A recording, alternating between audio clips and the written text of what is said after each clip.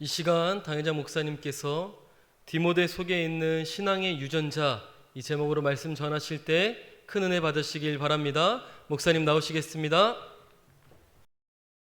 전에 뿌리라는 영화가 전 세계인을 울렸고 또 자기 민족의 뿌리찾기 운동이 일어났던 일이 있습니다.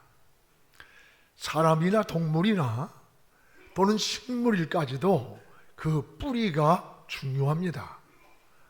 이스라엘에 가면 그 올리브 나무가 2000년, 3000년, 5000년씩 된 나무가 참 많습니다.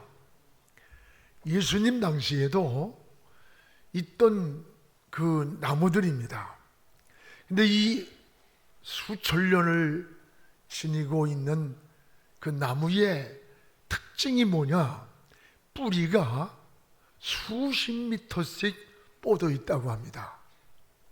나무가 견딜 수 있는 힘은 그 뿌리와 정비례합니다. 뿌리가 튼튼해야 합니다. 뿌리가 건강하고 또 그래야 거목이 됩니다. 이게 나무만 그런 게 아니에요. 가정에도 뿌리가 있고 신앙에도 뿌리가 있고 또 나라에도 뿌리가 있습니다. 오늘 가정에도 또 뿌리가 튼튼하고 건강하기를 기도해야 돼요. 오늘 말씀은 3대까지 신앙의 뿌리를 내린 이 디모데를 바울이 칭찬하는 말씀입니다. 사도 바울이 가장 신뢰했던 사람이 당시의 디모데였습니다. 디모데를 내 아들이라고까지 했고 또는 마지막 임종이 다가올 때에도 디모데를 찾았습니다. 그만큼 신뢰했고 또 인정을 받았습니다. 이런 디모데의 믿음과 인격이 우연인가? 아닙니다. 그 외할머니 로이스와 어머니 유니게 속에 있던 그 믿음이 바로 이 디모데 속에도 있는 것을 보았다라고 했어요. 다시 말하면 믿음의 혈통, 믿음의 뿌리를 가지고 온 거예요. 오늘 여러분의 가정도 이 신앙의 뿌리를 깊이 내리는 그런 가정 되기를 축복합니다. 바울은 디모데의 신앙의 뿌리를 두 가지로 칭찬을 했습니다. 하나는 디모데의 따라합시다. 청결한 양심. 디모데의 청결한 양심을 칭찬했습니다. 오늘 3절을 우리 같이 한번 읽겠습니다. 내가 밤낮 간구하는 가운데 쉬지 않고 너를 생각하여 청결한 양심으로 조상적부터 섬겨오는 하나님께 감사를 드린다. 무슨 양심으로? 청결한 양심으로 조상적부터 섬겨오는 내 신앙의 뿌리를 보면서 감사한다는 거예요. 여러분 여기에 청결한 양심이란 말이 나와요. 양심은 우리 인간에게만 주신 하나님의 선물입니다. 아무리 영리한 짐승도 양심은 없어요. 양심은 선악을 분별하게 만들고 자신을 살피는 감시 기능이 양심이에요. 그래서 양심을 따라 사는 것이 신앙이나 인생을 바로 사는 길입니다. 바울은 믿음과 착한 양심을 지키라고 했고 또 어떤 사람들은 양심을 버리니까 믿음도 파손되고 말더라 라고 하는 말씀을 전하는 걸 보게 돼요. 믿음으로 산다고 하면서 양심을 버리면 그 믿음도 파괴가 되고 맙니다. 여러분 믿음과 양심은 마치 새의 두 날개와 같고 또 수레의 두 바퀴와 같습니다. 바울은 나는 하나님과 사람을 대하여서 이 양심이 꼬리지 않기를 힘쓰게 살기를 원한다는 거예요. 여러분 믿음이 뭡니까? 믿음은 구원의 통로라고 한다면 양심은 우리가 살아가는 삶의 방향을 지시하는 나침판과 같은 거예요. 항해하는 배가 나침판이 고장났다고 하면 상상해 보세요. 방향을 잃고 표류하다가 암초에 부딪혀서 파손되고 말 겁니다. 양심의 기능이 살아 있어야 우리가 바로 살게 되는 거예요. 그래서 요한복음 8장에 보면 현장에서 가늠하다가 잡힌 여인을 예수님 앞에 데리고 왔습니다. 그리고는 예수님한테 이 여인을 돌로 치리까 놓아주리까 예수님을 올무에 빠뜨리려고 했던 사건이 나옵니다. 만약에 놓아주라고 하면 율법에 걸리게 되고 돌로 치라고 하면 그동안 예수님이 외쳤던 그 사랑은 위선이 되는 겁니다. 주님은 이때에 말없이 땅에다가 글을 썼습니다. 그 글이 뭐냐? 죄 없는 자가 먼저 돌로 치라. 이러고 났는데 요한복음 8장 9절에 보면 이들이 양심의 가책을 느껴서 어른으로부터 젊은이들까지 하나씩 떠나갔다. 여기 양심의 가책이란 말이 나와요. 이 양심의 가책, 이것은 인간과 짐승의 다른 점이에요. 인간에게만 있는 양심인 겁니다. 양심은 인간이 내면 속에서 선악을 알게 해주는 마치 내비게이션과 같은 거예요. 근데 성경에는 이런 양심의 종류가 여러 개가 나와요. 여러분 베드로전서 3장 13, 6절에 보면 선한 양심이 있습니다. 또 디모데전서 1장 5절에 보면 청결한 양심도 있고 또 디모데전서 1장 19절에 보면 착한 양심도 있습니다. 그런데 디모데전서 4장 2절에 보면 화인 맞은 양심이 있다는 거예요. 화인이 뭐예요? 불도장으로 지져가지고 이 양심이 감각이 마비가 돼버린 거예요. 선악이 구별이 안 되고 파선이 돼버린 거예요. 여러분 이 사회에 갈수록 혼란해집니다. 양심의 기능이 고장나 있기 때문이라는 것을 알게 돼요. 지금 끔찍한 살인사건들이 수없이 일어나고 있습니다. 오늘 부모가 자식을 살인을 합니다. 전에도 자기 아기를 죽여가지고 냉장고 속에 넣고 있었던 거예요. 또 자식이 부모를 살해하는 이런 사건들이 부지기수입니다. 왜 이렇게 잔인해졌을까? 이 양심의 기능이 작동하지 않기 때문이라는 거예요. 약도 움직이질 않는 거예요. 성경은 이것을 화인 맞은 양심이라고 표현합니다. 신앙이 뭡니까? 신앙은 이런 양심의 기능을 회복하는 거예요. 예수님을 영접하고 성령이 우리 마음을 움직일 때 죽은 양심이, 화인 맞은 양심이 청결한 양심으로, 선한 양심으로 회복이 되는 거예요. 그래서 오늘 3절에는 바울이 디모데를 칭찬할 때 디모데 속에는 청결한 양심이 있다고 칭찬을 하는 거예요. 그러면서 이것은 우연한 것이 아니라 조상 쪽부터 하나님을 섬기는 데서 온 양심이라는 거예요. 이 말은 신앙의 혈통을 잘 물려받았다는 말입니다. 양심을 따라 살아갈 때 평안이 있어요. 여러분 지혜가 임합니다. 영혼이 맑아집니다. 또 여러분 하나님의 인도하시는 축복의 통로가 되는 거예요. 가정에서도 또 교회에서도 나라에서도 이 다음 세대들에게 이 청결한 양심으로 사는 법을 자꾸 보여줘야 돼요.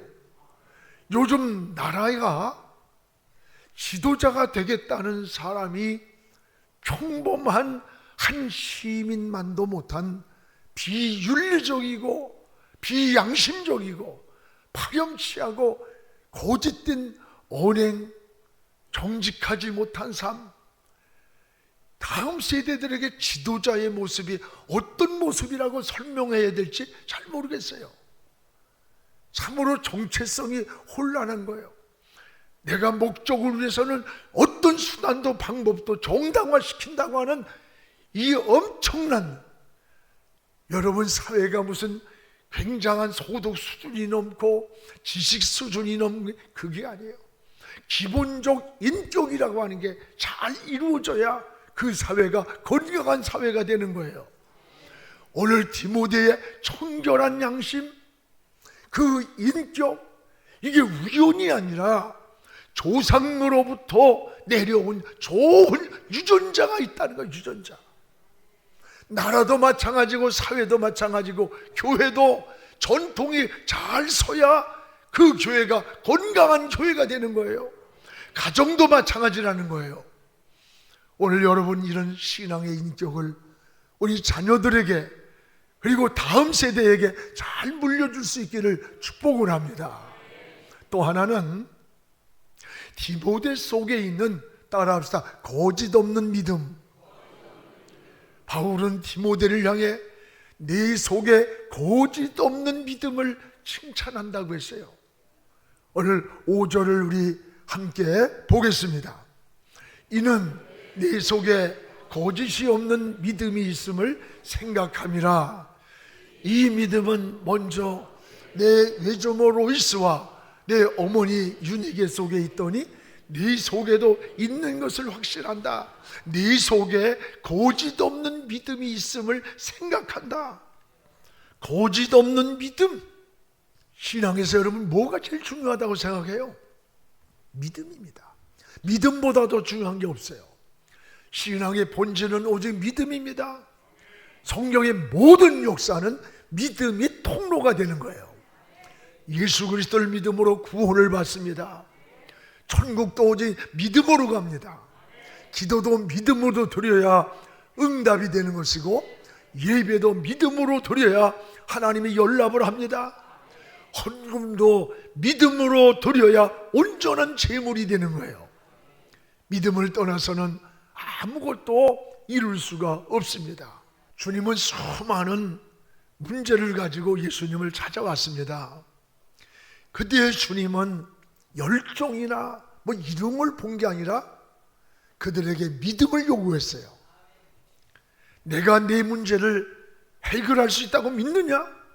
믿는다고 고백할 때 그러면 내 믿음대로 되라 그랬어요. 믿음대로 되라. 그 시간에 병자가 낫고 문제가 해결되고 하나님의 기적이 일어났어요. 오늘 여러분도 믿음으로 하나님을 바라보시기 바랍니다. 믿음으로 생각하고 믿음으로 말하고 믿음으로 행동하시기 바랍니다. 믿음으로 말씀을 듣고 믿음으로 찬양을 드리고 믿음으로 기도를 드리시기 바랍니다. 믿음대로 하나님의 역사는 이루어지는 거예요. 그런데 오늘 사도 바울은 디모데를 칭찬하면서 거짓 없는 믿음이란 말씀을 했어요.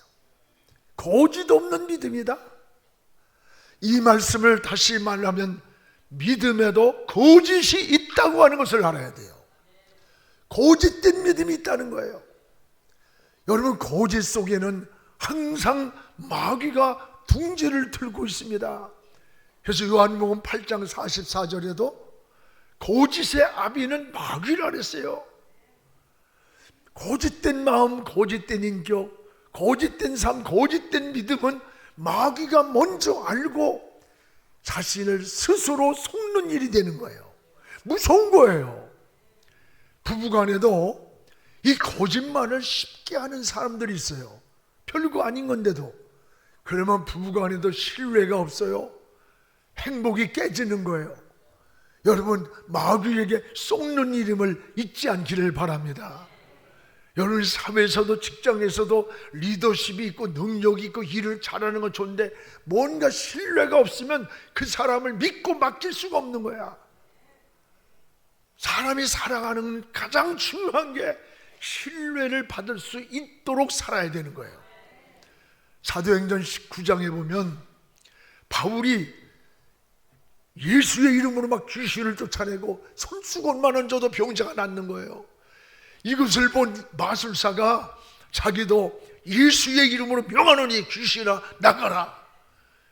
그러니까 귀신 들린 사람이 가만히 쳐다보다가 야, 나 예수도 알고 바울도 아는데 너는 누구야? 그리고 옷을 확 잡아치니까 이 마술사가 도망을 가는데 옷이 그냥 홀랑 벗어진 거야. 그리고 주랭랑을 치는 거예요. 아마 속옷까지 다 벗어졌을 것 같아. 개망신을 당하고. 여러분, 거짓된 것은 거짓된 그 믿음을 귀신이 먼저 알아봤다는 거야. 우리가 거짓된 삶, 거짓된 것 속에는 항상 사단이가 틈을 타는 통로라는 것을 알아야 돼. 오늘 바울은 디모데를 칭찬할 때 거짓 없는 믿음이라면 칭찬한 거예요. 오늘 우리의 신앙도 돌아보시기 바랍니다. 하나님 앞에 정직한 기도를 드려야 돼요. 정직한 고백을 드려야 되고 정직한 예배를 하나님 앞에 드릴 때 하나님이 받으시는 거예요. 오늘 십자가에 피 묻은 복음을 믿는 믿음, 예수님을 나의 구주로 고백하는 믿음, 주님께 내 인생을 맡기는 믿음, 성령의 인도하심이 아니면 나는 살 수 없노라고 하나님을 처절히 의지할 때 우리의 길을 하나님이 인도해 주는 거예요. 오늘 디모데를 향해서 네 속에 거짓 없는 믿음을 내가 보았다. 오늘 여러분도 거짓 없는 믿음으로 하나님의 보좌 앞으로 날마다 나가는 그런 신앙 되기를 축복을 합니다. 또 하나는 디모데는 이 부모로부터 물려받은 아주 좋은 신앙의 DNA를 가지고 있었다는 거예요. 오늘 5절을 다시 한번 읽겠습니다. 이는 내 속에 거짓이 없는 믿음이 있음을 생각함이라. 이 믿음은 어디서 왔느냐? 먼저 내 외조모 로이스와 내 어머니 유니게 속에 있더니 네 속에도 있는 줄을 확신하노라. 오늘 이 마음의 청결한 마음, 그리고 거짓 없는 이 믿음이 우연한 것이 아니라 그 외할머니 로이스 속에 있더니 어머니 유니게 속에 있더니 네 속에 있는 것을 내가 봤다는 거예요. 여러분, 이게 뭐예요? 신앙의 DNA입니다. 우리 신앙의 DNA, 이걸 물려줘야 되는 거예요. 디모데의 청결한 양심, 은혜의 눈물, 거짓 없는 믿음이 우연이 아니라는 거. 디모데의 신앙은 3대에 걸쳐서 물려받은 신앙의 혈통인 거예요. 부모로부터 흐르는 신앙의 DNA라는 거예요. 신명기 6장 2절에 보면 너와 네 아들과 네 손자들에게 말씀을 가르치라. 이건 3대가 나와요. 이것이 신앙의 유전자입니다. 여러분, 유전자는 굉장히 중요합니다. 여러분이 병원에 가서 어떤 질병이 있을 때 꼭 의사 선생님이 묻는 게 뭐예요? 가족 중에 이런 질병을 가진 사람이 있느냐? 꼭 물어요. 이게 뭐예요? 유전자예요. 좋은 것이든 나쁜 것이든 그 부모로부터 가지고 있는 유전인자가 우리 몸에 있다는 거예요. 그 질병에도. 여러분, 이것이 육체만입니까? 아닙니다. 신앙에도 유전자가 있는 거예요. 우리나라에 복음을 처음 초창기 받아들인 5대 이상 믿음을 지키며 신앙을 지키며 살아왔던 그런 가정의 가문을 조사해 봤더니 그 후손들이 거의 다 영적으로 뿐만이 아닙니다. 각 분야에서 정치, 경제, 사회, 문화, 교육 각 분야에서 아주 굉장한 영향력을 가지고 중심의 지도자로 서 있더라는 거예요. 반면에 무당, 점쟁이, 역술인 가정, 이런 어떤 무속에 사로잡혀서 살아가던 그 가정의 5대 안에 거의 불행한 일들이 그 후대에게 수없이 일어나 있더래요. 정신질환서부터 여러 가지가. 오늘 여러분, 자녀들에게 믿음을 심어주시기 바랍니다. 오늘 여러분 신앙의 DNA가 흘러들어가야 되는 거예요. 신앙의 당대에서 끊어지지 않기를 기도하시기 바랍니다. 저는 사무엘상 2장을 볼 때마다 두 가정을 비교하면서 늘 기도를 마음에서 하게 돼요. 하나는 기도로 키운 한나의 아들 사무엘을 보게 됩니다. 사무엘을 어릴 때부터 신앙으로 키웠어요. 성전을 떠나지 않았고 항상 여호와 앞에서 자랐다는 거예요. 사무엘은 엘리 제사장에도 들려오지 않았던 하나님의 음성이 이 어린 사무엘은 들었던 거예요. 훗날에는 훌륭한 선지자가 되었습니다. 또 하나는 누굽니까? 그 당대의 엘리 제사장입니다. 그 제사장들의 자식들을 보세요. 신앙을 바로 물려주지 못하고 당대에 끝났습니다. 불행한 일입니다. 사무엘상 2장 12절에 보면 이 엘리 제사장의 아들들은 행실이 나빠 여호와를 알지 못하였다. 모태부터 자란 제사장의 자식이 여호와를 알지 못했다는 게 뭐예요? 제사장의 아들로 자라면서도 믿음으로 그 자식들을 키우지 않았다는 거예요. 여러분 또 하나는 뭡니까? 사무엘상 2장 29절에 보면 하나님보다 자식을 더 중히 여겼더라. 하나님보다 자식을 더 중히 여겼다는 거예요. 이 말은 신앙으로 자식을 양육하지 않았다는 거예요. 믿음으로 그를 키우고 하나님 중심으로 키우지 않았다는 겁니다.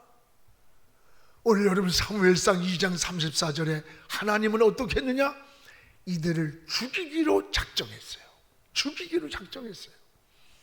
훗날에 두 아들 홈니와 비느하스는 전쟁에 나갔다가 한날의 전쟁에서 죽었어요. 엘리 제사장은 그 소식을 듣고는 충격을 받고 의자에 앉아 있다가 목이 부러져서 죽었어요. 여러분 신앙을 물려주지 못한 엘리 제사장은 자식 농사를 망친 거예요. 엘리는 자식들에게 신앙을 물려주지 못하고 당대에서 멈춰버린 거예요. 오늘 여러분 이 사건이 여러분의 가정은 어떻습니까? 여러분의 가정의 신앙은 당대에서 머물러 있지 않습니까? 나는 잘 믿는다고 하는데 지금 내 자녀들은 신앙과 관계없는 삶을 살아요. 믿음을 떠나버렸어요. 자식 농사 망친 거야. 당대에서 끊어지고 있는 거예요. 여러분 이런 걸 생각하면서 가슴을 치면서 하나님 앞에 그 자녀들을 믿음으로 키우기를 원하고 있습니까? 다시 한번 자신을 돌아보시기를 바랍니다. 가정에서 믿음의 혈통을 잘 이어가야 돼요. 가문이라고 하는 것은 무슨 지식이 많고 사회적인 명성이 있고 돈이 많은 부를 가졌다고 해서 굉장히 가문이 있는 아닙니다. 진정한 가문은 그 가정 안에 평안함이 있어야 돼. 안식이 있고 부부가 행복하게 사는 모습이 있고 웃음이 있고 기쁨이 있고 서로의 소통하는 대화가 있고 경청이 있고 그런 속에서 자란 자녀들이 건강한 정신과 건강한 마음과 건강한 의식을 가지고 살아가는 거예요. 여러분 그런 자녀들을 아내로 맞이해야 되고 사위로 맞이하는 일이어야 되지. 남편을 개떡같이 알고 말이야 막 그냥 우습게 알고 남편이 그냥 구리처럼 이러고 그게 좋아 보여? 그러면 그런 딸내미들은 데려가면요 지 남편한테 결혼하고 그 짓 해요. 또 여러분 남자들 마찬가지야. 여자를 막 구박하고 막 욱박 지르고 그냥 그러고 나면요 그 아들은 그것밖에 본 게 없으니까 그런 짓 하는 거예요. 여러분 이게 자라온 환경이 굉장히 중요합니다.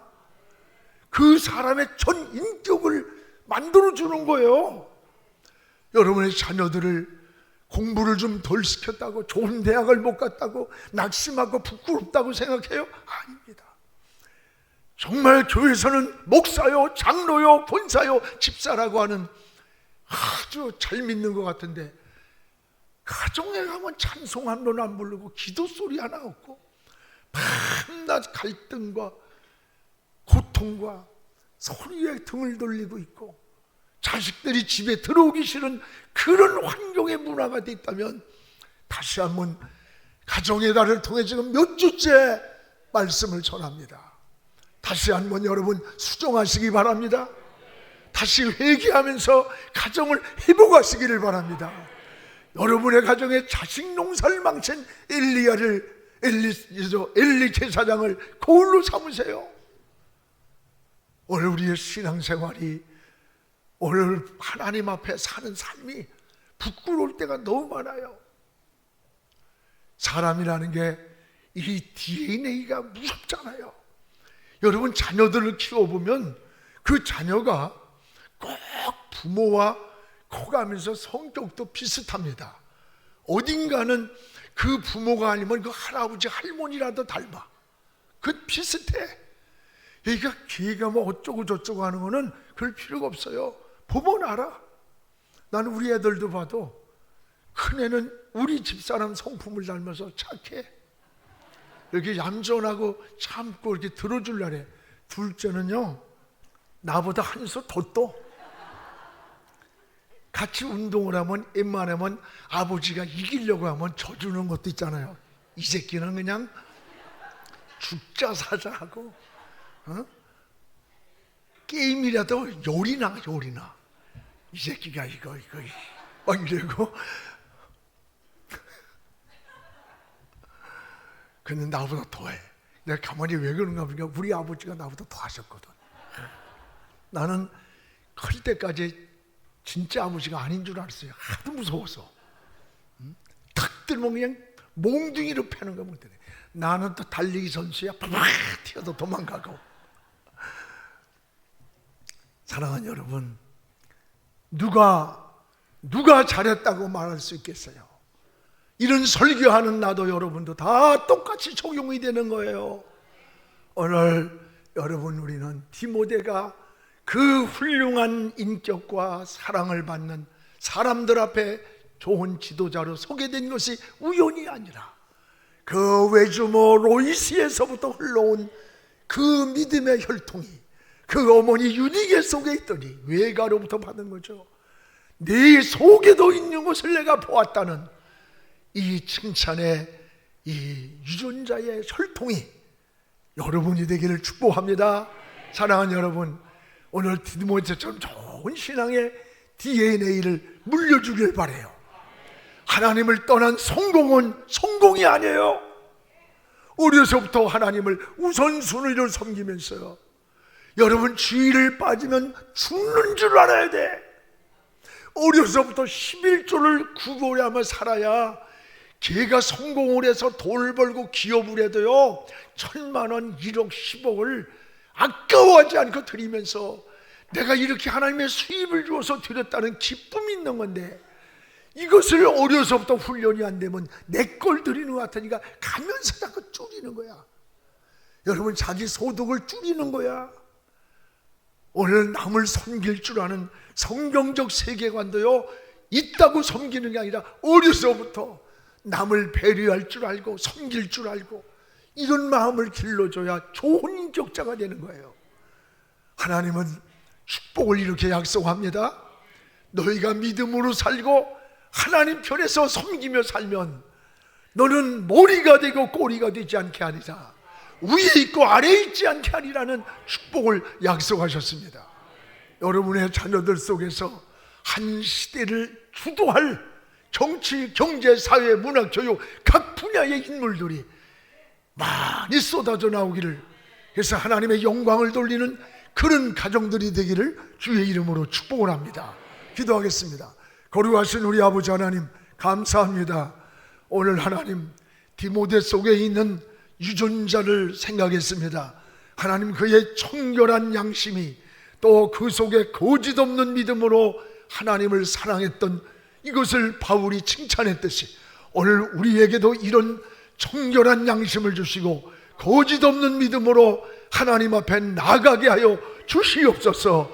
이런 신앙과 믿음과 인격이 우연이 아니라 할머니로부터 어머니로부터 물려받은 신앙의 유전자라고 했사오니 우리에게도 신앙을 계승하게 하시고 자식 농사를 잘 짓는 믿음의 대를 이어가는 하나님의 사람들이 되어서 다음 세대와 그 다음 세대가 인재들이 쏟아져 나오고 하나님 나라를 주님 오실 때까지 이루는 우리 영안의 식구들이 되게 하여 주시옵소서. 예수님 이름으로 기도하옵나이다. 아멘.